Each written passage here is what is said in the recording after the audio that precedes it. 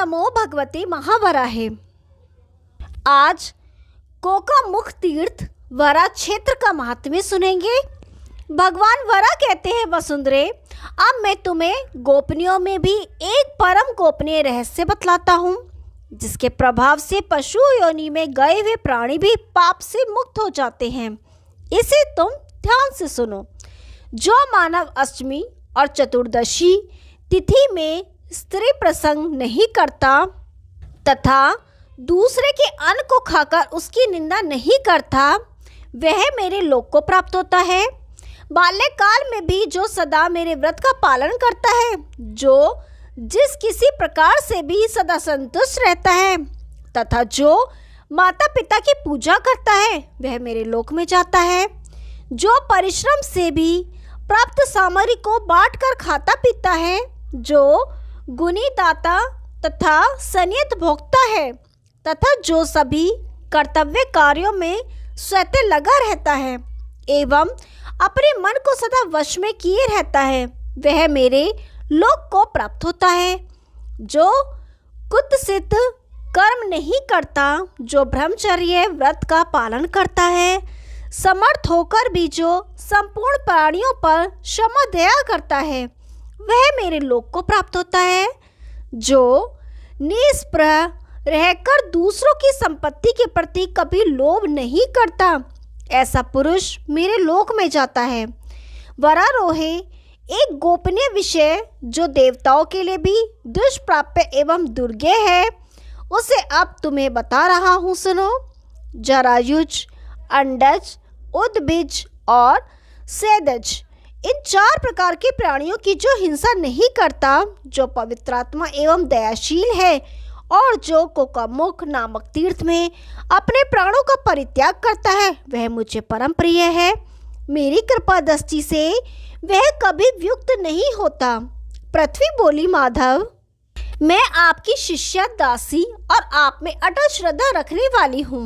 आप में भक्ति रखने के बल पर आपसे पूछती हूँ कि वाराणसी, चक्र तीर्थ, नैमिषारण्य, अट्टहास तीर्थ, भद्रकर्णहृद, द्विरंड, मुकुट, मंडलेश्वर, केदार क्षेत्र, देवदारुवन, जालेश्वर, दुर्ग, गोकर्ण, कुब्जा मेरेश्वर, एकलिंग, ऐसे प्रसिद्ध एवं पवित्र तीर्थ स्थानों को छोड़कर आप कोकामुख क्षेत्र की ही इतनी प्रशंसा क्यों करते हैं? भगवान वरा बोले, भीरू, तुम्हारा कहना ठीक है, बात ऐसी ही है। कोकामुख मुझे अत्यंत ही प्रिय है। अब कोकामुख क्षेत्र जिन कारणों से अधिक प्रसिद्ध है, वह मैं तुम्हें बताता हूँ। तुमसे जिन क्षेत्रों का वर्णन किया है, वे सभी भगवान रुद्र से संबंध रखने वाले पाशुपत तीर्थ हैं, जिन्हें पाशुपत क्षेत्र कहते हैं।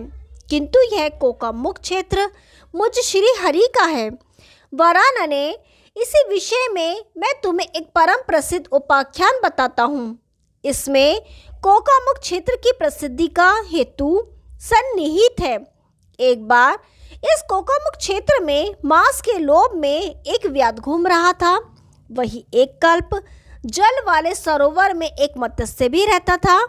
उसको देखकर व्याध ने तुरंत ही बंसी से उसे बाहर खींच लिया, तथापि वह बलवान मत्स्य उसके हाथ से तुरंत निकल गया। इतने में एक बाज की दृष्टि जो आकाश में चक्कर लगा रहा था, उस मत्स्य पे पड़ी और वह उसको पकड़ने के लिए नीचे उतरा और फिर उसे पकड़कर तेजी से उड़ चला, परंतु वह भी उसके बोझ को न संभाल सका और उस मछली के साथ ही इसी कोकामुख क्षेत्र में गिर पड़ा। किंतु आश्चर्य, वे गिरते ही इस तीर्थ के प्रभाव से रूप, गुण एवं व्यय से युक्त एक कुलीन राजपुत्र के रूप में परिणत हो गया। कुछ समय बाद उसी व्याध की स्त्री भी मांस लिए हुए वहां जा पहुंची। इतने में ही मांस के लिए लालायत रहने वाली एक मादा चील भी उसके हाथ से मांस छीनने के लिए आई, जो मांस छीनने के लिए बार बार झपटपड़ा मार रही थी। उसी क्षण बलपूर्वक मांस लेने की इच्छा रखने वाली वह मादा चील पर व्याध ने बाण मारा, जिससे वह मेरे इस गोमुख क्षेत्र में गिर पड़ी और उसके प्राण निकल गए। तदंतर उस चील ने चंद्रपुर नामक नगर में सुंदरी राजपुत्री के रूप में जन्म ग्रहण किया। उसका यश बड़ी तेजी से चारों ओर फैलने लगा। वह कन्या धीरे धीरे बढ़ती गई और शनै शनै रूप गुण अवस्था एवं सभी 64 कलाओं के ज्ञान से संपन्न हो गई। परंतु वह पुरुषों की सदा निंदा करती। उसे रूपवान, गुणवान, शूरवीर तथा सौम्य स्वभाव के पुरुषों की चर्चा भी अच्छी न लगती थी और वह उनकी भी निंदा किया करती थी। युवती होने पर उसका आनंदपुर नगर के एक शक जाति के पुरुष के साथ विवाह हुआ। विवाह के बाद दोनों पति पत्नी गृहस्थ धर्म का पालन करते हुए साथ रहने लगे। फिर वे परस्पर प्रेम के बंधन में इस प्रकार बंध गए कि एक मुहूर्त भी कोई किसी को छोड़ना न चाहता था। अब वही कन्या अत्यंत नर्म होकर अपने स्वामी की सब प्रकार सेवा करने लगी। एक दिन मध्याह्न के समय राजकुमार के सिर में तीव्र वेदना उत्पन्न हुई। अनेक कुशल वैद्य चिकित्सा में लगे, किंतु उसकी शिरोव्यथा दूर न हो सकी। अन्य मंत्र यंत्र भी विफल हुए। इस प्रकार पर्याप्त समय बीत जाने के बाद एक दिन उस राजकुमारी ने अपने स्वामी से यह जिज्ञासा की, प्रभु, आपके सिर में जो ये वेदना है, ये क्या और कैसे है? यदि मुझ पर आपका तनिक भी स्नेह हो तो आप मुझे इसे तत्वद बताने की कृपा कीजिए।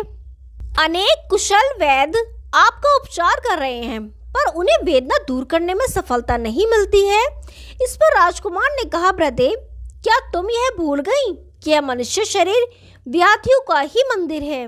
यह मनुष्य शरीर रोग और दुखों से भरा हुआ है। संसार रूपी सागर में पड़े हुए मुझसे तुम्हें बार बार ऐसा प्रश्न करना उचित नहीं है। राजकुमार के ऐसा कहने पर उस राजकन्या के मन में उत्सुकता अब और बढ़ गई।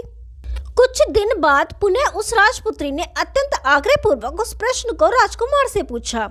इस पर शक नरेश ने अपनी भार्या से कहा, ब्रदेव, तुम इस मानुष्य भाव का त्याग करो और अपने पूर्व जन्म की बातें स्मरण करो, अथवा यदि तुम्हें पूर्व जन्म की बातें जाननी हो तो कल्याणी, तुम चलकर मेरे माता पिता को प्रश्न करो। तुम उनकी पूजा करो, क्योंकि उन्होंने मुझे अपने उदर में धारण किया था।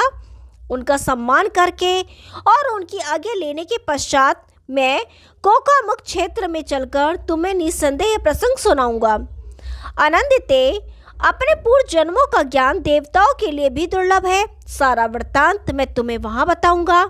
तदंतर वह राजकुमारी अपने सास और ससुर के सामने गई और उनके चरणों को पकड़कर बोली, मुझे आप दोनों से कुछ निवेदन करना है। मैं इस विषय में आप लोगों से अनुमति प्राप्त करना चाहती हूँ। फिर उसने कहा कि हम दोनों स्त्री पुरुष आपकी आज्ञा से पवित्र कोकामुख नामक क्षेत्र में जाना चाहते हैं। आप लोग ही हमारे गुरु हैं। इस कार्य की गरिमा को देखकर आप हम लोगों को रोके नहीं। आज तक मैंने कभी कुछ भी आप लोगों से नहीं मांगा है।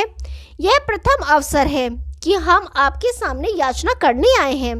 अतः आप लोग मेरी इस याचना को पूर्ण करने की कृपा करें। समस्या यह है कि आपके कुमार निरंतर सिर की वेदना से पीड़ित रहते हैं और दोपहर के समय में तो ये मृतक के तुल्य हो जाते हैं। कोई भी उपचार सफल नहीं हो रहा है। ये सब सुख भोगों को छोड़कर सदा पीड़ा से दुखी रहते हैं। इनका यह दुख कोकामुख क्षेत्र में गए बिना दूर नहीं होने का है। उस समय शक जातियों के अध्यक्ष उस नरेश ने पुत्र वधू की बात सुनकर अपने हाथ से पुत्र एवं पुत्र वधू के सिर को सहलाकर कहा, पुत्र, कोकामुख क्षेत्र में जाने की बात तुम लोगों के मन में कैसी आई? हाथी, घोड़े, सवारियां, अप्सराओं की तुलना करने वाली स्त्रियां, कोष एवं रत्न भंडार तथा 7 अंगों सहित हमारी यह संपूर्ण राज्य संपत्ति आदि सभी तुम्हारे अधीन है। तुम इन सब को ले लो। सारी संपत्तियों का उत्तराधिकारी पुत्र ही होता है। मेरे प्राण तुम्हीं में सदा बसे रहते हैं। तुम कोकामुख क्षेत्र मत जाओ।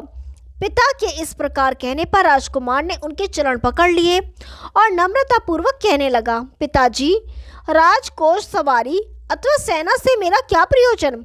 मैं तो अभी उस कोकामुख क्षेत्र में ही जाना चाहता हूँ। मैं सिर की वेदना से नितांत पीड़ित हूँ। यदि मैं जीवित रहा तब राज्य, सेना और कोष भी मेरे ही होंगे, इसमें कोई संशय नहीं। पर इस पीड़ा से मुक्ति तो मुझे वहां जाने से ही मिलेगी। अंत में शक नरेश ने पुत्र की बात पर विचार करके उसे जाने की आज्ञा दे दी। जब राजकुमार ने कोकामुख की यात्रा आरंभ की तो उसके साथ बहुत से व्यापारी वर्ग और नागरिक स्त्री पुरुष भी चल पड़े। बहुत समय के बाद वे सभी इस कोकामुख क्षेत्र में पहुंचे। वहां पहुंचकर राजकुमारी ने अपने स्वामी से ये वचन कहे, स्वामिन, आपसे मैंने जो पहले प्रश्न किया था उस समय आपने मुझे कोकामुख क्षेत्र में पहुंचकर बतलाने का आश्वासन दिया था। अतः अब बताने की कृपा कीजिए। इस पर राजकुमार ने अपनी भार्या से स्नेहपूर्वक कहा, प्रिय, अब रात हो गई है, इस समय तुम सुखपूर्वक सो जाओ, वह सब मैं प्रातःकाल बताऊंगा। प्रातःकाल वे दोनों स्नान करके रेशमी वस्त्र धारण करके बैठे। राजकुमार ने सर्वप्रथम सिर झुकाकर भगवान विष्णु को प्रणाम किया। तत्पश्चात वे अपनी पत्नी को पकड़कर पूर्व उत्तर भाग में अपने मत्स्य देह की पड़ी अस्थियों को दिखाकर कहने लगा, प्रिय, ये मेरे पूर्व शरीर की हड्डियां हैं। पूर्व जन्म में मैं मत्स्य था। एक बार जब मैं इस कोकामुख क्षेत्र के जल में विचर रहा था कि एक व्याध ने बंसी से मुझे पकड़ लिया। उस समय मैं अपनी शक्ति लगाकर उसके हाथ से तो निकल गया, पर एक चील मुझे लेकर फिर उड़ गई और नखों से मेरे शरीर को शत विशत कर दिया। इतने में उससे छूटकर मैं गिर गया। उसी के किए हुए प्रहार के कारण अब भी मेरे सिर में वेदना बनी रहती है। इस प्रसंग को केवल मैं ही जानता हूँ, मेरे बिना इस रहस्य को कोई दूसरा नहीं जानता। भद्रे, तुमने जो बात पूछी थी मैंने उसका रहस्य बतला दिया। सुंदरी, तुम्हारा कल्याण हो। अब तुम्हारा मन जहाँ लगे वहाँ जा सकती हो। वसुंधरे, अब राजकुमारी भी करुण स्वर में अपने पति से कहने लगी, भद्र, इसी कारण भी अपनी गुप्त बात आपको नहीं बतला सकी थी। पूर्व जन्म में मैं जैसी जो कुछ थी अब वह आपसे बतलाती हूँ, आप सुने। मैं पूर्व जन्म में आकाश में विचरने वाली एक चील थी। भूख और प्यास से मुझे महान कष्ट हो रहा था। खाने की योग्य पदार्थ का अन्वेषण करती हुई मैं एक पेड़ पर बैठी थी। इतने में मुझे एक व्याध दिखाई दिया। वह वन के बहुत से पशुओं को मारकर उनके मांस को लेकर उसी मार्ग से गुजर रहा था। वह भी भूख से व्याकुल था। अतः मांस भार को अपनी पत्नी के पास रखकर उसे पकाने के विचार से लकड़ी ढूंढने निकला। काष्ठों को एकत्र कर वह आग जलाने ही जा रहा था कि मैंने झपटकर अपने वज्र में कठोर नखों से उस मांस पिंड को उठा लिया, पर वह मांस भार मेरे लिए दुर्वह था। अतः उसे दूर न ले जाकर वहीं समीप ही बैठी रही। इधर वह व्याध शिकार की खोज में लगा ही था। अब उसकी दृष्टि मांस खाती हुई मुझ चील पर पड़ी। फिर तो उसने धनुष उठाया और मुझ पर बाण का संधान कर मार गिराया। मैं वहां से लुढ़ककर चक्कर काटती हुई प्राणहीन और निश्चेत होकर पृथ्वी पर गिरी और मेरी जीवन लीला समाप्त हो गई। किंतु इस कोकामुख क्षेत्र की महिमा से मेरे मन में कोई कामना रहने पर भी मेरा जन्म राजा के घर हुआ। इस प्रकार मुझे आपकी स्त्री होने का सौभाग्य प्राप्त हुआ। मेरे पूर्व जन्म की ही ये हड्डियां हैं। अब इनका थोड़ा सा भाग ही अवशेष है। इस कोकामुख तीर्थ की ही यह महिमा है, जिसके फलस्वरूप तिरछी चलने या उड़ने वाली योनि के जीव का भी उत्तम कुल में जन्म हो जाता है। राजकुमार ने भी साधु साधु कहकर उसका बड़ा सम्मान किया। साथ ही उसे उस क्षेत्र में होने वाले कुछ धार्मिक कर्मों का भी निर्देश किया और उन्हें राजकुमारी ने संपन्न किया। अन्य लोगों ने भी जिन्हें जो प्रिय जान पड़ा उस धर्म का आचरण किया। उस समय उस दंपत्ति ने प्रसन्नता से आनंद पूर्वक आदर पूर्वक ब्राह्मणों का यथोचित द्रव्य अन्न और रत्न भी दिए। वसुंधरे, उस समय अन्य भी जितने लोग वहां आए थे उन सब ने भी अपने सामर्थ्य के अनुसार स्वयं व्रत का पालन करते हुए भक्ति पूर्वक ब्राह्मणों को धन दिया। इस प्रकार वे लोग कुछ दिनों तक वहीं रुके रहे और इसके फलस्वरूप वे श्वेत द्वीप को प्राप्त हुए। उस पुण्य में धाम में पहुंचने पर सभी पुरुष शुक्ल वस्त्र एवं दिव्य भूषणों से अलंकृत होकर शोभित प्रकाशित होने लगे। वहाँ रहने वाली स्त्रियां भी दिव्य वस्त्र एवं अलौकिक आभूषणों से आभूषित होकर रूप, तेज एवं सत्व से युक्त होकर प्रकाशित होने लगी। देवी, यह मैंने तुमसे कोकामुख क्षेत्र की महिमा बतलाई, जहाँ मत्स्य और चील आदि कामना मुक्त जीवों ने भी उत्तम गति प्राप्त की थी, जिसे चंद्रायन व्रत करने, जल में शयन करने तथा भगवत धर्मों का आचरण करने वाले भी बड़ी कठिनता से प्राप्त कर पाते हैं। फिर वहाँ राजकुमार और राजकुमारी, इन दोनों व्यक्तियों ने बहुत से उत्तम धान्य एवं रत्न दान किए। अन्य श्रद्धालु व्यक्तियों ने भी धर्माचरण कर प्रारब्ध के अनुसार वांछनीय मृत्यु प्राप्त की और उन्हें श्वेतद्वीप सुलभ हो गया। वह राजकुमार भी मनुष्य लोक के सभी श्रेष्ठ भोगों को भोगकर सबसे उत्तम मेरे लोक को प्राप्त हुआ। सुमध्य में वहाँ की सभी सुवासिनी स्त्रियां भी माया के प्रभाव से मुक्त हो गईं। सब पर धर्म तथा मेरी भक्ति भावना की गहरी छाप पड़ी थी। मेरी कृपा से वे सब श्वेतद्वीप पहुंची। यह प्रसंग धर्म, कीर्ति, शक्ति और महान यश का उन्नायक है।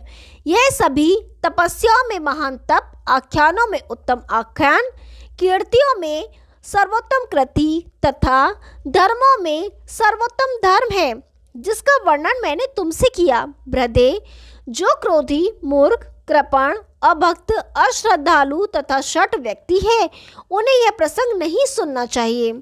जो दीक्षित तथा सदाचारिताशील है, उन्हें यह प्रसंग सुनना चाहिए। जो शास्त्र पारगामी पुरुष मृत्युकाल उपस्थित होने पर मन को सावधान करके इस प्रसंग को मन में धारण करता है, वह जन्म मरण के बंधन से छूट जाता है। जो इस विधि के अनुसार कोकामुख क्षेत्र में जाकर संयम पूर्वक जीवन व्यतीत करता है, वह भी उस परम सिद्धि को पाता है जिसे पूर्व काल में चील और मत्स्य ने प्राप्त किया था। ओम नमो भगवते महावराहे। आगे का भाग कल सुनाएंगे। तब तक के लिए नमस्कार।